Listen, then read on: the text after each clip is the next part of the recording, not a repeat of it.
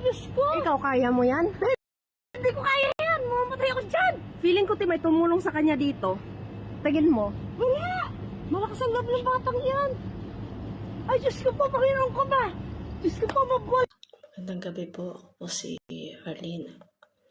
Isang OFW na humihingi po ng tulong dito sa bansang Oman, sa Muscat. Ilang buwan na po akong pabalik-balik sa agency. Ang una ko pong amo ay 19 days lang po ako. And then pinilit pa rin pa nila ako magtrabaho. Nagtrabaho po ulit ako. And then yung pangatlong trabaho, pinuntahan ko po yung amo kong lalaki na doktor. Pero po, sa hindi po pagkakaintindihan at ginagawa niya, ilang beses na po ako pinasok sa kwarto ng amo ko. At may mga masaselang bagay siyang pinagagawa. Ako po ay bumalik sa agency. Ngunit po lahat po ng ginawa sa akin ng amo ko ay sinabi ko po sa agency. Ngunit sabi ng agency, baka ako po raw po mabaliktad, ako po raw po ang makulong.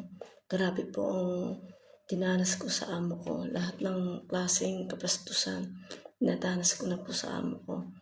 Ito lang po ang gusto ko, ang makawi lang po sa pamilya ko. Kami po, ang amo ko po yung nagpunta rito nung last na punta niya po is September 28. Nag-usap na po kami, kagaya ng hinihingi ng agency. Gusto po ay mabayaran. Ang ginawa po ng amo ko, nagbayad po siya.